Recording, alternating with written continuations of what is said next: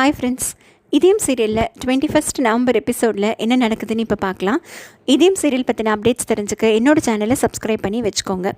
இப்போ பாரதி ரொம்ப ஃபீல் பண்ணுறாங்க. இப்போது இந்த மாதிரி ஆண்டாலும் அழகரும் பிரியறதுக்கு நானே ஒரு விதத்தில் காரணமாயிட்டேன் அப்படின்னு சொல்லி ரொம்ப வருத்தப்படுறாங்க. அப்போ உடனே ஆதி சொல்கிறாரு, அதெல்லாம் ஒன்றும் இல்லை, அதே மாதிரி நமக்குள்ளே சண்டை வரத்துக்கும் காரணம் நமக்குள்ளே இருக்கிற ரொம்ப அதீதமான பாசம்தான் அப்படின்னு சொல்கிறாங்க. அவங்க ரொம்ப ஃபீல் பண்ணி அப்படியே ஆதி மேலே அப்படியே சாஞ்சு அழுதுகிட்டே இருக்காங்க. அப்போ உடனே சரி போகிறோம் பாரதி, தூங்கணும், ரொம்ப லேட் ஆகிடுது, இப்படியே எத்தனை நேரம் இப்படியே இருக்க போகிறீங்க அப்படின்னு கேட்டதுக்கு நான் சாகிற வரைக்கும் இப்படியே தான் இருக்க போகிறேன் அப்படின்னு சொல்லி பாரதி சொல்கிறாங்க. இவங்க பேசிக்கிட்டே இருக்கும்போதே பின்னாடி தமிழ் தூங்கிட்டு இருக்கா. அவள் ஒன்றே எழுந்து, நீங்கள் என்ன எப்போ பார்த்தாலும் இப்படி தான் உட்காந்து பேசிக்கிட்டே இருப்பீங்களா அப்படின்னு சொல்லி சொல்கிறா. கையை எடுமா, இது ஏன் அப்பா, முதல்ல எனக்கு அப்பா, அப்புறம் தான் உனக்கு புருஷன் அப்படின்னு சொல்கிறா. உடனே பாரதி இல்லை எனக்கு தான் ஃபஸ்ட்டு புருஷன், அதுக்கப்புறம் தான் உனக்கு அப்பா அப்படின்னு சொல்லி ரெண்டு பேரும் மாறி மாறி அடிச்சுக்கிறாங்க. ஆதியை ரெண்டு பேரும் ஆளுக்கு ஒரு பக்கம் பிடிச்சி இழுத்து அவரை ரொம்ப பாசமாக ரெண்டு பேரும் ஆளுக்கு ஒரு பக்கம் படுத்து அப்படியே அவர் ஆதி அணைச்சி அவங்க எல்லாம் 3 பேரும் தூங்குறாங்க. ஸோ இப்போ அந்த ஃபேமிலி யுனைட் ஆனதை காட்டுறாங்க. இப்போ நெக்ஸ்ட் டே மார்னிங் ஆண்டாள் நல்லா ட்ரெஸ் பண்ணிக்கிட்டு அவங்களுக்கு ஒரு பொண்ணு பார்க்குறதுக்கு ஒரு வீட்டிலேருந்து வராங்கன்னு சொல்லி ரெடியாக இருக்காங்க.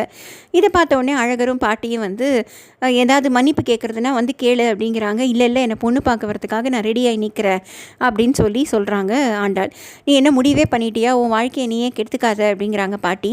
எல்லாம் நான் முடிவு பண்ணிட்டேன், இனிமேல் இந்த அழகர் எனக்கு வேண்டாம், ஸோ அதனால் நான் இப்போ புதுசாக வரப்போகிற மாப்பிள்ளையே கல்யாணம் பண்ணிக்க போகிறேன் அப்படின்னு சொல்லிட்டு ஆண்டாள் வெயிட் பண்ணிட்டு இருக்காங்க.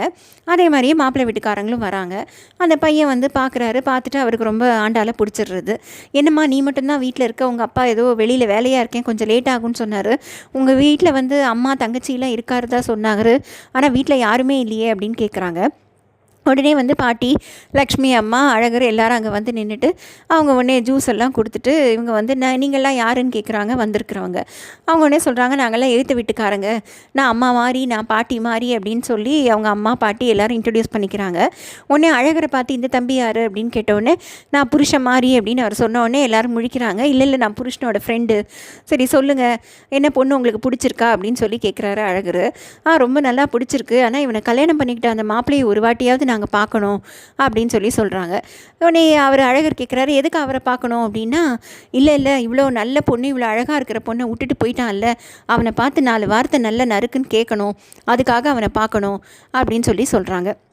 உடனே ஆண்டாள் சொல்கிறாங்க, அதுக்கு எதுக்கு நீங்கள் கஷ்டப்படணும், இவர்கிட்ட சொன்னாலே இவர் அவரோட ஃப்ரெண்டு தானே, இவரே சொல்லிடுவார் அப்படின்னு சொன்னோடனே, சரி அந்த பேச்செல்லாம் இப்போ எதுக்கு, மாப்பிள்ளை சொல்லுங்கள், பொண்ணு பிடிச்சிருக்கா அப்படின்னு சொல்லி அழகர் கேட்குறாரு. மாப்பிள்ளை வாயே திறக்காமல் அப்படியே உட்காந்துக்கிட்டே இருக்காரு, வெக்கப்படுறாரு. உடனே வெக்கப்படாதீங்க மாப்பிள்ளை, போல்டாக சொல்லுங்கள், நீங்கள் எதுக்கு குனிஞ்சுக்கிறீங்க, நல்ல நிமிந்து பொண்ணை பார்த்து எனக்கு உன்னை பிடிச்சிருக்குன்னு சொல்லுங்கள் அப்படிங்கிறாரு அழகர். உடனே அவர் வாயை திறந்து பேசுகிறாரு. வந்திருக்கிற மாப்பிள்ளை அவருக்கு ஒரு லேடிஸ் வாய்ஸாக இருக்குது. எனக்கு இந்த பொண்ணை ரொம்ப பிடிச்சிருக்குன்னு அவர் லேடிஸ் வாய்ஸில் சொன்ன உடனே எல்லாரும் பயங்கரமாக சிரிக்கிறாங்க. சிரித்த உடனே அழகரும் பாட்டியும் அவங்கள பாட்டி உடனே நேராக போயிட்டு அந்த பையனை பார்த்து, ஏன்டா இப்படி ஒரு குரலை வச்சுக்கிட்டு உனக்கு என் பேத்தி கேட்குதா அப்படின்னு சொல்லிட்டு அடித்து எல்லாரையும் வெளில துரத்தி விட்டுறாங்க. ஸோ இப்போ உடனே ஆண்டாளுக்கு ரொம்ப கஷ்டமாக போயிடுது. உடனே பாட்டி சொல்கிறாங்க, போ அழகர், அவனை போய் சமாதானப்படுத்துப்போ அப்படின்னு சொல்லி அனுப்பி வைக்கிறாங்க.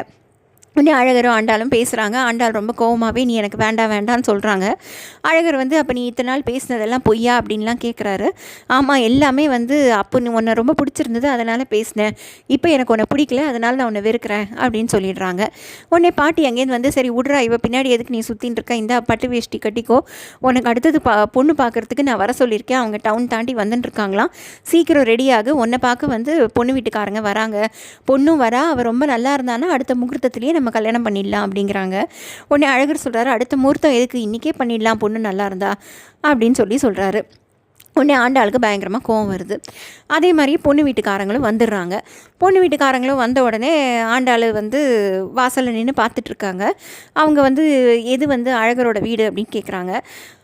உடனே ஆண்டாள் அழகருக்கு வீடெல்லாம் கிடையாது அப்படிங்கிறாங்க. அப்புறம் பாட்டி வீட்டுக்குள்ளே கூட்டிகிட்டு போய் பொண்ணு பார்க்குறதுக்காக உட்காந்துருக்காங்க. அப்போ உடனே அந்த பொண்ணு வீட்டுக்காரங்க சொல்கிறாங்க, இது மாதிரி அழகர் ஃபோட்டோவில் பார்க்குறத விட நேரில் ரொம்பவே அழகாக இருக்கார் அப்படின்னு. உடனே பாட்டி சொல்கிறாங்க, என் பேரை ரொம்ப நல்லவன், அவன் இப்போ மெக்கானிக்காக இருக்கான், இப்போ இந்த இதில் எலெக்ஷனில் நிற்கிறான், இந்த ஊர் தலைவராகவே அவன் சீக்கிரத்தில் ஆகிடுவான், அப்போ பிரசிடெண்ட்டோட பொண்டாட்டி ஆகிடுவான் என் பொண்ணுன்னு சொல்லி அவங்க ரொம்ப சந்தோஷப்பட்டுக்கிறாங்க. ஆண்டாளுக்கு ஒரே பயங்கர கோவமாக வருது. அவங்க அப்படியே வந்து இவங்களெல்லாம் பார்த்து முறைக்கிறாங்க. அழகர் வந்து இது எல்லாத்தையும் அவங்க ஆண்டாளோட ரியாக்ஷனை பார்த்துக்கிட்டே இருக்கார். இதுக்கு நடுவில் வந்து ஆதி பாரதி வந்து வீட்டில் உட்காந்து சமைச்சிட்ருக்காங்க.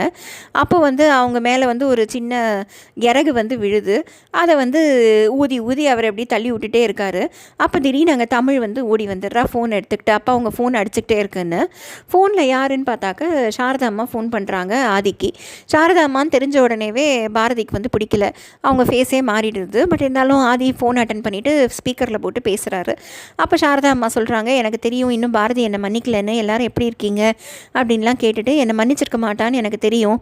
ஆனால் அட்லீஸ்ட் எனக்கு தமிழையாவது ஒரு வாட்டி காட்டு. நேற்றுக்கு நைட்டு கனவில் எனக்கு தமிழ் வந்தா, அவள் கண்ணிலேயே நிற்கிறா, அட்லீஸ்ட் அவளை ஒரே ஒரு வாட்டி அவளை மட்டுமாவது கூட்டின்னு வந்து நீ காட்டிட்டு போவாதி அப்படின்னு சொல்லி கேட்குறாங்க.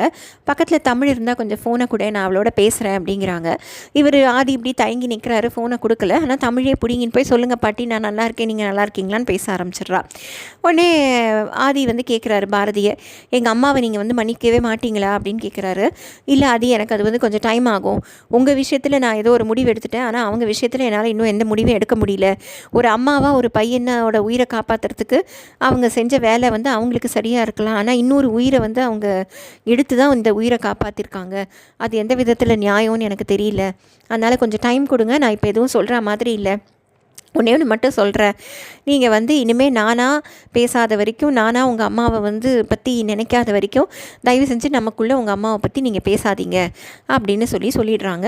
சரி, இதை வந்து ஆதி கேட்டுக்கிறாரு. சரி அப்படின்னு சொல்லிட்டு போயிடுறாரு. அப்புறம் அவங்கெல்லாம் எங்கேயோ வெளில கிளம்பிட்டுருக்காங்க. அப்போ ஆதியும் தமிழும் ரெடி ஆகிட்டு இருக்கா. அப்போ இவங்க வந்து சொல்கிறாங்க, இந்த மாதிரி பாருங்கள், ஏற்ற வீட்டில் வந்து அழகருக்கு வந்து பொண்ணு பார்க்க ஆண்டாளுக்கு வந்து பையன் பார்த்துட்டு போயிருக்காங்க. இவங்கெல்லாம் போய் விரட்டி விட்டாங்க. இப்போ அடுத்தது இந்த வீட்டில் அழகருக்கு வந்து பொண்ணு பார்க்க ஏற்பாடு பண்ணிட்டு இருக்காங்க. இதெல்லாம் வந்து எப்படியாவது நிறுத்தணும், ஏதாவது தப்பாக நடந்துக்கிட்டே இருக்குது அப்படிங்கிறாங்க பாரதி. உடனே ஆதி சொல்கிறாரு, எப்படி நான் வந்து சொன்னேனோ என்னை விட்டு நீங்கள் பிரிய முடியாது, உங்களுக்கு நான் தான், எனக்கு நீ தான், நான் எப்படி வந்து ரொம்ப ஸ்ட்ராங்காக இருக்கேனோ அந்த மாதிரி ஆண்டாளுக்கும் அழகருக்கும் அதே பொருத்தம் தான்.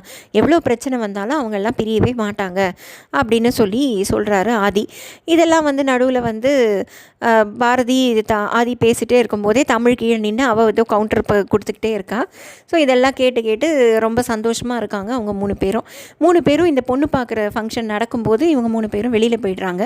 ஸோ இப்போ வந்து அழகருக்கு பொண்ணு பார்க்குற ஆண்டாள் வந்து அங்கே நின்று முறைச்சிட்ருக்காங்க. அழகர் ஆண்டாளை பார்க்குறாரு. அதோட இந்த எபிசோடு முடியுது.